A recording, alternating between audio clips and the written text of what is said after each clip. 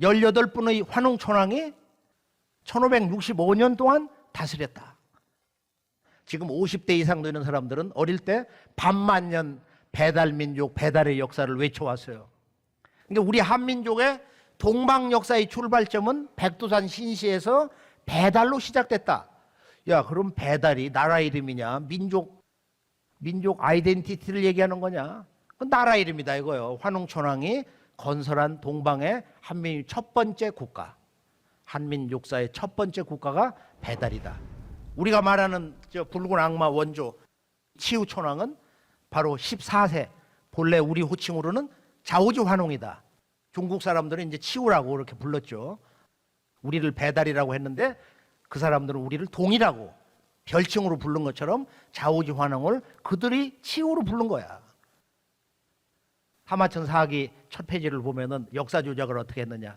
황제 헌원이 치우를 잡아 죽였다는 거야. 금살치우. 치우를 잡아 죽였다. 그 역사를 뒤집어 놨어요. 그러나 우리가 중국의 역사 현장을 가보면은 전혀 그것이 사실이 아니라는 것을 그 탕록에 위에 가서 벌판을 보면은 치우천왕이 기병대를 끌고 와가지고 여기서 황제성을 습격한 걸 거기서 볼 수가 있어요. 중국의 탕록 시골 정부에서 거기다 팻말을 박아놓은 거야. 여기에 그 치우 군사가 와서 주둔한 곳이다. 성체다 말이야. 치우 북체다 남체다. 그렇다면 역사 속의 탕록으로 기록된 반산진의 치우체는 과연 어떤 모습으로 남아있을까? 마치 그랜드 캐년과 같은 습곡 지형으로 요새를 이루듯 산으로 둘러싸인 이곳엔 치우와 황제가 싸웠던 고전장의 흔적이 고스란히 남아있다.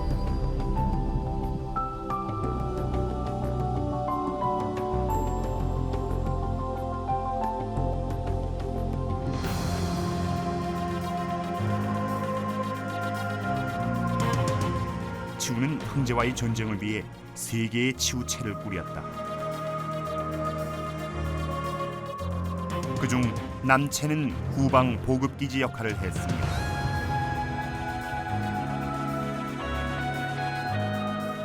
중체는 지휘본부가 돼 전쟁의 중심에 섰고, 북체는 앞서 최전방의 전투기지로서의 역할을 했다. 중체, 남체, 북체는 골짜기를 사이에 두고 서로 마주보며 긴밀히 연결돼 있었는데 이건 역시 치우의 전략 전술 중 하나였다.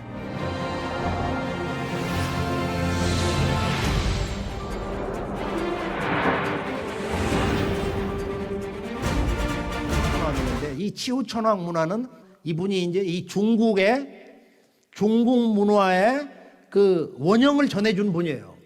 그래서 삼성기하를 보면은 이제 이 동방의 대천자는 바로 치우천왕인데 본래는 이제 자오지 환웅이라고 그랬죠. 그래서 이분이 바로 자기의 그 스승이 자부선사인데 대풍산 삼천궁이라고 하는 그 궁전에서 황제 헌원이 가서 무릎 꿇고 거기서 선도를 배워서 신선도를 배워서 중국에 가보면은 여러 곳에 치우천왕을 모시고 있는데 얼마나 엄청나게 모시고 있어요. 우리나라에서는 이제 인격을 다 말살해가지고 월드컵 때 보면은 치우를 갖다 도깨비로 만들어가지고 전부 국민들이 붉은 옷 입고 신이 나서 좋았지만 그 실상은 역사를 잃어버린 지 국조를 부정하는, 그걸 모르고서도 전혀 무감각한 우리 한민족의 어찌 보면 너무도 어리석은 그런 한 단면도 그때 우리가 볼 수 있었다. 허리에 둥근 고리가 달린 대금구와 대선금구는 요대를 차고 있는 그야말로 장군의 형상이다. 그리고 선량한 치우의 모습. 그런데 왜 도깨비란 이름을 갖게 된 걸까? 도깨비를 한자어로 표기하면 이제 귀형이 되고 귀문이 되고, 특히 우리 그 한국 미술사가 일본에 의한 그 근대 학문이 들어오면서부터 시작이 됐기 때문에 그 용어에서 일본식 용어를 채용을 많이 했습니다. 그러다 보니까 그대로 일본 사람이 쓰던 귀면, 귀형 이런 용어를 쓰게 됐습니다. 치우는 과거 여러 가지 기록에서 보면은 대단히 강한 존재로서 어떤 싸움에서도 이겼고 또 귀신과 도깨비를 부렸다는 기록이 있습니다. 그래서 바로 이 치우를 그 치우의 그러한 기능을 가져다가 우리 집에 나쁜 일이 생기지 않도록 하기 위해서 아마 도깨비로 가져온 것으로 생각이 됩니다.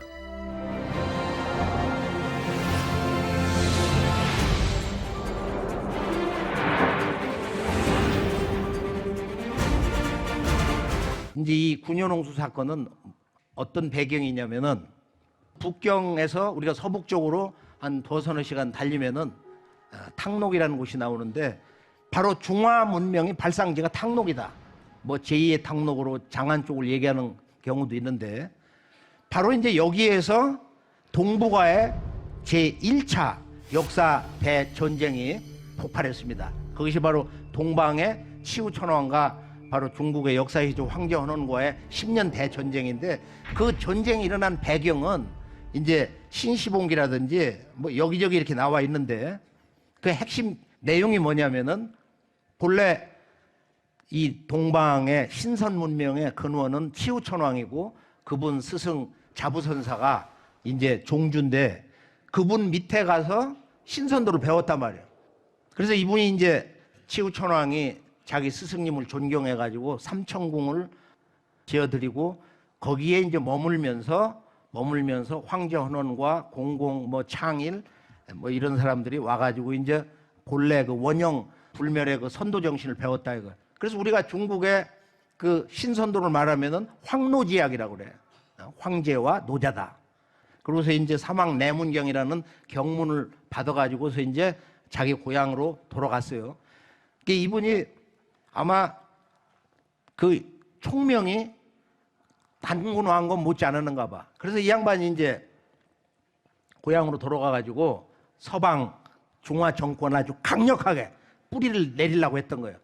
치우천왕이 동방 신교 문화를 뭔가 우습게 여기고 그 보은 의식이 약화되고 그러니까 그 불의를 뿌리 뽑는다고 말이에요. 그렇게 해서 전쟁 선포문을 이렇게 붙이고서 토벌하러 간다 이거예요. 그래 탕록에 가보면은 우리가 말을 몰고 와가지고 그 황제헌원이 머물렀다고 하는 황제성 그것을 지켜보면서 지금 그곳에 가보면은 삼조당이라고 그래가지고 그 중국 정부에서 치우를 모시고 있어요. 전쟁 신으로서 이 병법의 태조로 그들도 지금 모시고 있다 이거예요. 바로 이제 이 전쟁에서 황제헌원이 이제 무릎을 꿇었는데 그 무릎을 꿇리면서 치우천왕이 홍군형을 내는 그런 그 말씀이 아주 잘 나와 있습니다. 환단고기를 보면 치우에 관한 국내 문헌은 환단고기와 규원사화 두 가지로 압축되는데 그중 환단고기 삼성기전 하편을 보면 치우에 대해 다음과 같이 소개합니다.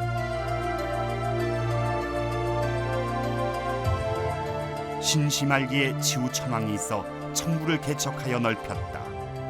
구야를 만들어 광석을 캐고 철로 병기를 만드니 천하가 크게 두려워하였다. 이 내용은 신시 후기의 실존 인물이었던 치우가 철기 시대를 열었다는 뜻이다. 그리고 이어 이런 내용을 전한다. 치우천왕께서 염제신농이 쇠하는 것을 보고 웅대한 뜻을 품고 서쪽으로 천병을 일으켜 색도에서 진군하여 회대지방을 점령하고 황제가 일어나자 탕록에서 그를 사로잡아 신하로 삼았다. 역사 속 지명 탕록에서의 전투는 동아시아 패권 다툼 중에 가장 오래 치러진 대규모 전쟁 신화로 전해진다. 그리고 여기에 예리하고 앞선 무기 철기의 사용이 언급되고 있다. 갈로산의 쇠로 도계, 모급, 대궁, 호시를 만들어 탕록을 공격하여 구혼에 올랐다. 연전연승하는 위세는 질풍과 같아 만군을 굴복해 하고 위세를 천하에 떨쳤다. 철로 무기를 만들고 무장하여 결코 패한 적이 없다고 기록돼 있으며 이것은 신화적인 존재로까지 이어진다. 치우천왕은 만고의 무신이요 용강의 조상이니 큰 안개를 일으키고 물과 불을 부리며 또 만세도술의 뿌리가 되어 바람과 비를 뿌리고 만신을 부렸다.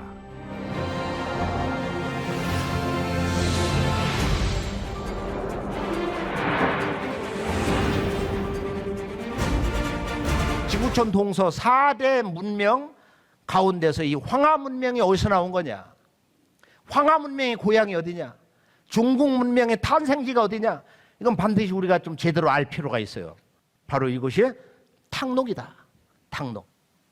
거기를 가보면은 중국 역사의 시조 4700년 전에 황제헌원과 진정한 동방의 대천자 치우 천자하고 10년 대전쟁을 벌린 곳인데 바로 저기에 중화 3조당 정문에 가면 이제 기군원이라고 그랬는데 바로 근원으로 돌아가는 집이다. 뿌리를 찾는 집이다. 중화민족 역사에 뿌리를 드러내는 집이다 이거예요. 3조당 세 분 조상을 모셨다는 거야. 근데 재미있는 것은 가운데 있는 황제 헌원씨, 오른쪽에 염제 신동씨 5200년 전, 왼쪽에 있는 지금 바로 이 황제 헌원과 10년 동안 이 동서방 문명의 주인끼리 처절한 역사 전쟁을 한 그 두 양반을 저렇게 함께 모시고 우리 조상이다. 그래 주장을 하고 있어요. 그래서 이 사람들이 얘기하는 그 결론은 지금 여기에 모신 그 중화 3조당, 중화 문명의 역사의 세 분 조상이 중국 한족이 아니고 그들 역사 전문가들이 말하듯이 동방 사람이다. 동이족이다 말이야. 여기 이제 이 중화 문명의 역사관의 진실, 또 다른 진실이 있는 것입니다. 이 중국사의 문제는 짧은 말로 정리를 해보면은 중국 사람들이 이제 자기들의 그 문화를 전해준 역사 시조들을 5500년 전에 바로 태오 복기 씨, 또 염제 신동 씨, 또는 그들의 역사의 조상이라는 황제 헌원 씨, 황제 헌원 그 제왕만을 빼놓고는 그 이전의 동이 사람들은 어느 정도로 모독을 하고 멸시를 하느냐. 인격을 깨버리는 거야. 태오 복기 씨는 머리는 사람이고 몸은 이렇게 뱀이다. 인두사신이라는 거야. 신동 씨는 머리는 이렇게 소처럼 뿔을 그려놓고 동물처럼 우두인신이다. 치우천왕 같은 분은 워낙 강력한 분이니까 그 병법의 태조 아니야. 응? 그러니까 이 양반 인격을 없애버렸어. 도깨비다 이거.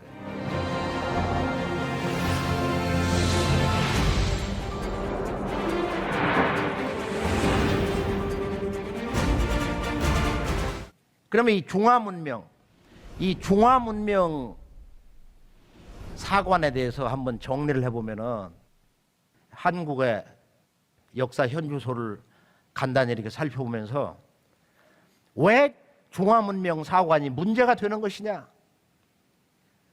우리 8200만 한민족이 누구도 빠짐없이 바로 이 문제에 대해서 귀를 기울이고 그 문제의 심각성을 새롭게 생각을 해야 되느냐.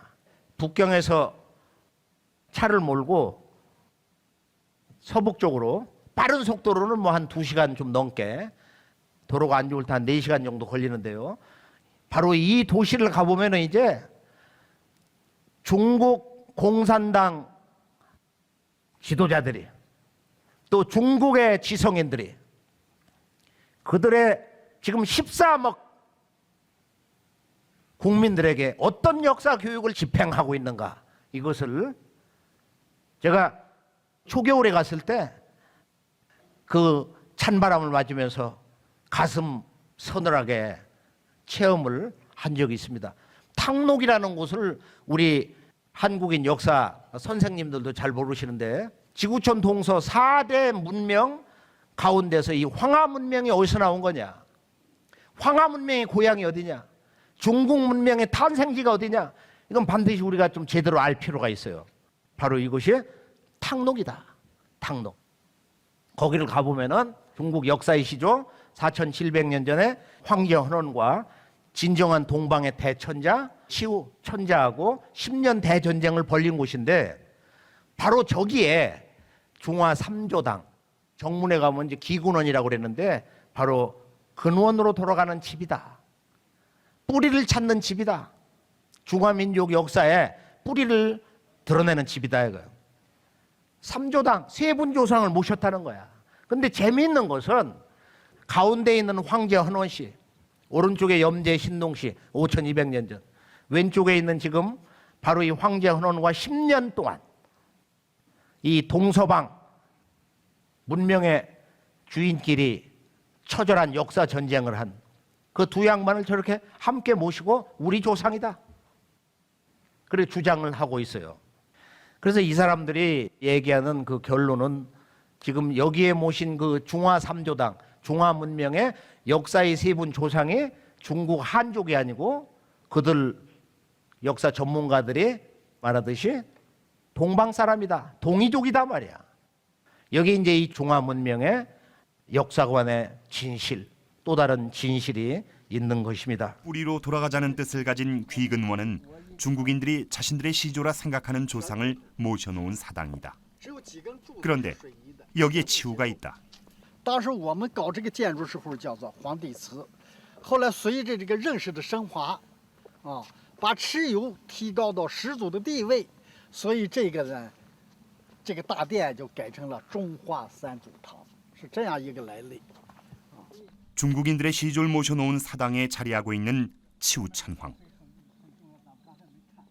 이것은 중국인들이 상고사를 어떻게 재해석하고 있는지를 전적으로 대변한다. 河北涿鹿县任长华先生和澳门濠江中学杜兰女士。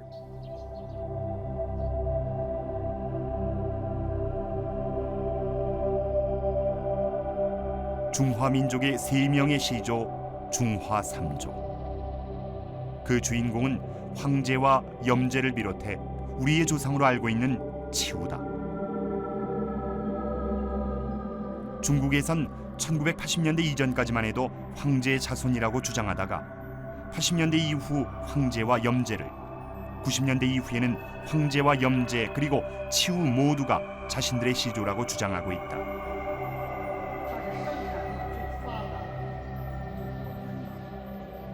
因为蚩尤啊，它是史书记载，它是一个什么青铜之父，他是中国第一个发明青铜的这么一个人。从这角度来讲，它的生产力是相当发达的。 청동을 사용하고 가장 문명이 발달한 것으로 알려진 치우의 집단을 중국인들이 외면할 수는 없었을 것이다.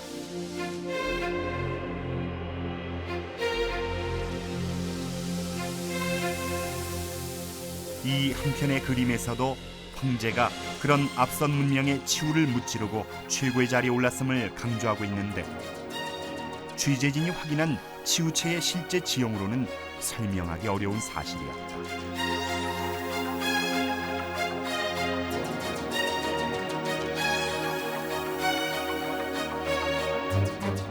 그러나 더 놀라운 사실은 패배했다 해도 군신은 바로 치우였다는 것이다. 因为蚩尤虽然战败了，他的先民与炎黄联盟，融合了，有一部分南迁了，所以我们现在呀不称炎黄子孙，也不称华夏民族，我们中国的宪法通称中华民族和中华儿女，我们中华儿女都是三祖的后代。 황제에게 대항하다 죽임을 당했다는 치우는 이제 중국 민족의 시조가 돼 이 자리에 우뚝 서 있는 것이다. 또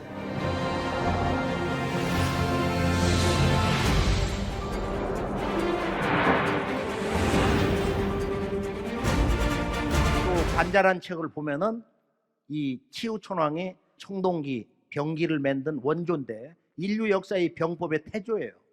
그래서 이분을 우리가 관자 지수편을 보면은 갈로산에서 청동을 캐가지고 채광을 해서 무기를 만들었다는 기록이 있어요. 관자란 책에. 근데 이 내용이 우리가 중국사에서 이제 왜곡에 대해서 지금 우리나라에 있는 그 환단국의 우위서론을 떠드는 이 일반 사학자들이 뭐라고 얘기를 하고 있느냐. 야, 치우는 중국 남방에 사는 그 묘족들이 자기 조상으로 섬기는데 그게 우리 한국사하고 무슨 관계가 있냐 그런 얘기를 하고 있는 거예요. 근데 이 묘족은 본래 중국의 저 윤임금, 순임금 때 윤임금의 아들 단주 보고이 운동에 적극적으로 항거를 하다가 미움을 받아가지고 남쪽으로 쫓겨난 거예요. 그래서 지금 중경 인구 3천만 세계 제1위 도시 사천성 중경에 바로 그 인근 지금 동북이라든지 또 남서쪽에 거기에도 이 묘족들이 살고 있어. 저녁에 이렇게 흩어져 있는데 그들이 가서 보면은 자기들이 이렇게 동방족이라는 거 현지 답사해 보면은 그런 얘기를 하고 있는 거예요. 치우천왕을 자기들의 조상으로 섬기고 있는 거예요. 이 사람들이 배달에 이런 천지 광명 문화의 정신을 지금도 그대로 가지고 있습니다. 이들에겐 왕이고 민족의 시조이며 조상으로 알려져 있는 치우. 그들은 이 흔적을 지키기 위해 얼마나 오랜 시간 노력해 왔을까. 在描述的每一个人心里啊，就说觉得蚩尤他是一个很了不起的一个人，因为他的做法还是他的其他的啊，能够创造一个民族啊。那么说，对于一个民族的祖先来说，共同的祖先来说，我们是非常崇拜他的。燕地，他是燕地，他是一个部落，黄帝是黄的一个部落，也就是说那个时候他是有部落的时候，那个两个是哪一个部落来打他，都打不赢他的，也就是说那个时候是打不赢他的，他是一个。比较有他用那个鼓啊，用锣面呐、就是他的方法很多哦，他是打仗的方法很多，所以他那时打仗的时候就是比较厉害，我们这边说他就比较厉害，他就是一个战神，就是战无不胜的那个意思。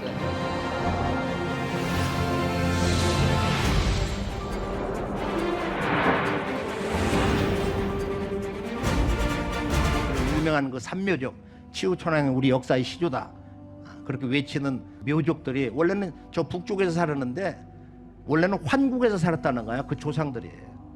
그래서 삼묘족들이 삼신문화 원형을 그대로 다 가지고 있어. 치우천왕을 거대한 동상을 세워서 자기들 마을에다 세우고 지금도 모시고 있는데 이 삼묘족들이 윤임금의 아들 그 단주를 왕통으로 삼아라 정통으로 삼아라 그렇게 이제 주장을 한다고 그 미움을 받아가지고 남쪽으로 쫓겨났다.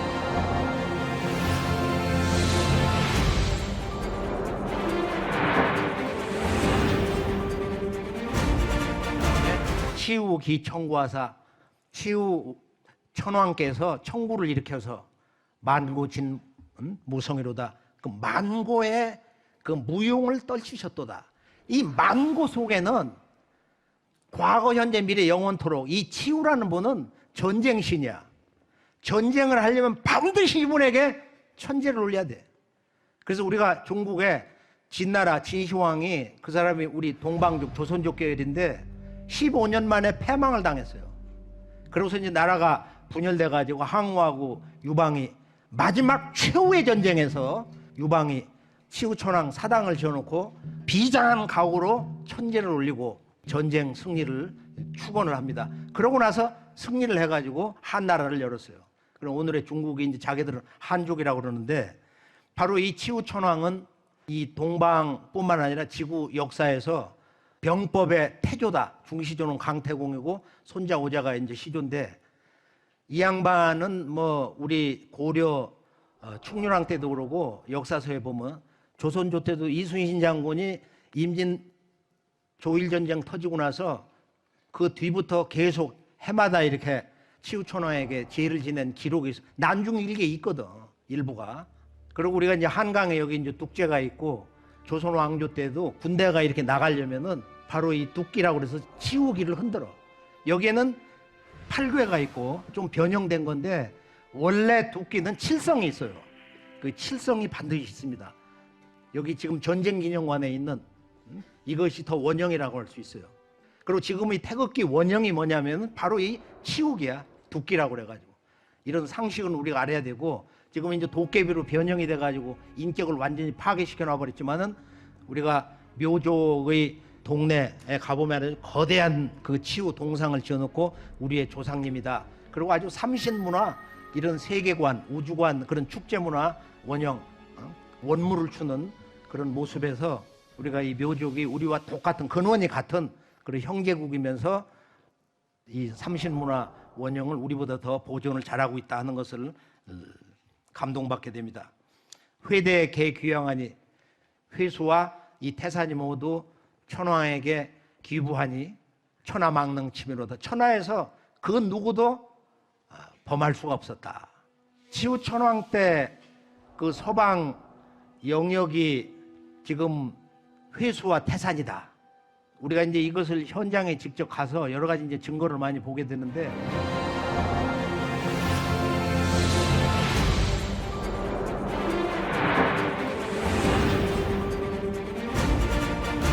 오늘 전체적으로 이 신지비사 그 원본 서유사에 짧은 글인데 대개 이걸 비결서로 치부해가지고 그냥 적당히 읽어버리고 마는데 이 식구를 전체 앞에 9구, 뒤에 9구에서 18구, 180자인데 이것을 암송을 하셔가지고 곰곰이 그 전후 맥락을 이렇게 잘 보고 앞으로 현장 답사를 하시고 환단국이 전체 이렇게 틀을 보시면은 이 환국 배달 조선 그리고 특히 환인 환웅 치우천왕과 단군 왕검이 이분들이 아주 그 한문화 한 역사의 한 뿔입니다. 이분들이 반드시 동방 역사는 이 삼신 오제 우주의 그 창조 시간 공간 구성 원리에서 나왔는데 이게 중국에서는 삼왕 오제 문화로 가고 그 삼왕을 달리 얘기하지만은 태호복기 염제신동 황제헌원으로도 얘기하고 그러는데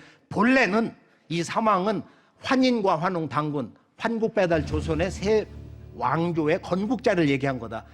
그래서 앞으로 잃어버린 9,000년 역사 문화의 이 대의를 지구촌 현장에 가서 보면은 환단고기는 바로 지구 원형 문화이기 때문에 지구 곳곳을 가봐야 그때 비로소 이 환단고기는 우주관과 신관과 인간관과 역사관이 이렇게 융합이 된 진정한 인류 창세 문화의 역사 경전이다 하는 것을 그때 납득을 하기 시작합니다. 제가 한 3, 40년을 이렇게 쭉 보면서 제가 이렇게 가지고 있는 책 여기 보면 이게 여러 권이 너덜너덜한데 이렇게 성심껏 이렇게 평소에 이렇게 즐겨 보시면서 이제 이 단군 왕검을 모실 때 환인 천재 환웅 천왕 또 다른 한 분 바로 치우 천왕 좌우지 환웅 천왕까지 네 분을 모시는 제사 문화의 전통을 세웠습니다.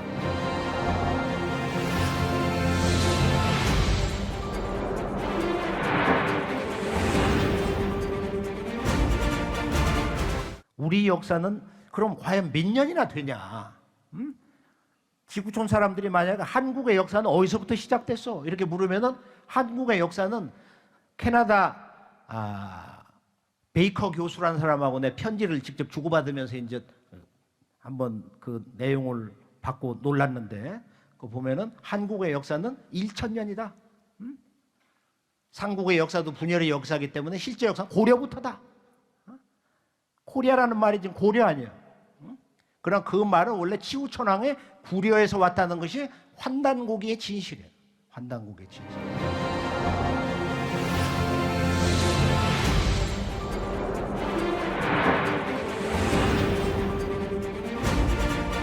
그래서 이 주나라는 강태공이 치우천왕의 후손인데 병법의 중시조로서 신교의 근본 신관을 도를 통해 가지고 이것을 좀 더 확장을 해가지고 팔신제 문화를 중국 전역에다 뿌립니다. 그래서 천주, 지주.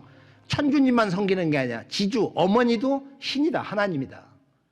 그래서 이런 신관에 대한 올바른 이 음양관을 시각을 교정해 준 분이 이제 강태공인데 이분이 이제 그 팔신제를 지냈다고 하는 곳이 한 곳이 아니고 이게 전각이 다 달라요. 엄청나게 멀어. 그래서 내가 거기 이제 그 양주라는 데를 가보니까 깜짝 놀란 게 태일 문화야, 태을 문화.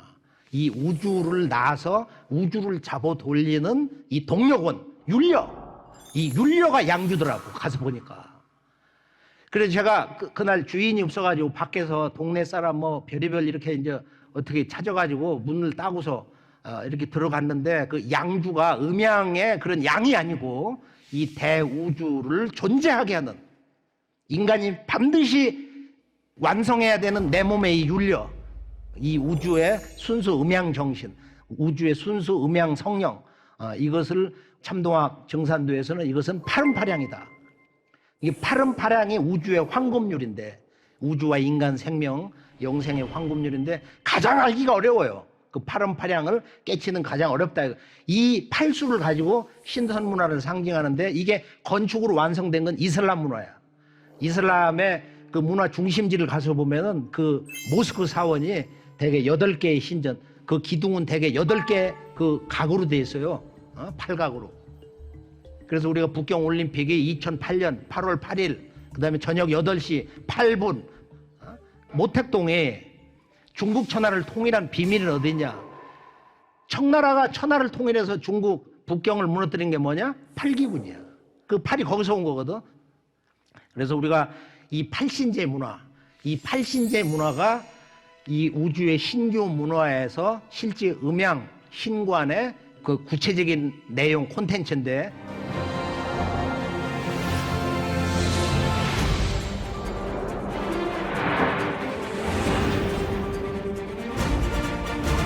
백아강, 평양은 백아강이다.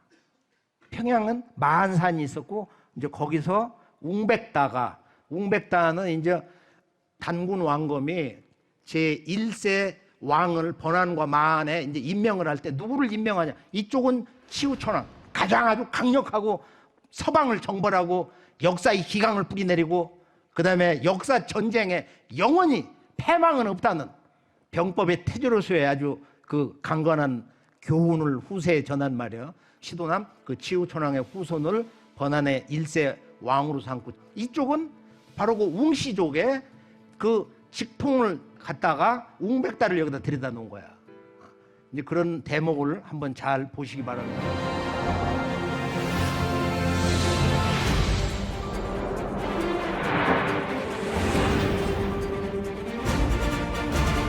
우가 간 거야. 가서 무릎을 꿇고 이 천하 대난을 극복할 그것을 베풀어 주옵소서. 그때 단군 왕검이 맏아들 2세 단군 될 그 부르태자를 붙여가지고 중국 현지에 가서 직접 봐라. 그래가지고서 이제 낭야성을 간 거야. 낭야 이름은 초대 단군 왕검이 우주 삼신 사상으로 나라를 셋으로 말이야. 만주, 진안, 서쪽, 요소하고 지금 중국의 그 동해안 쪽. 그래서 그것을 번안이라고, 한반도가 마안인데, 그래서 번안의 일대 왕이 치우천왕의 직계호선 치두남을 거기다 임명을 하고, 그건 전략상 그렇게 한 거야. 그 아들, 친아들이 바로 낭야인데, 이 양반이 원래 그 가한성이라고 했던 예성을 다시 보수해서 고쳐가지고 자기 이름으로 낭야성으로 불러라 그랬어. 지금도 낭야야. 낭야는 번안의 바로 2대 왕 낭야의 이름이다. 이게 얼마나 참으로 놀랍고 재밌고 말이에요. 우리 역사에 아주 큰 대세를 보고 그걸 복원하는 거냐 말이에요.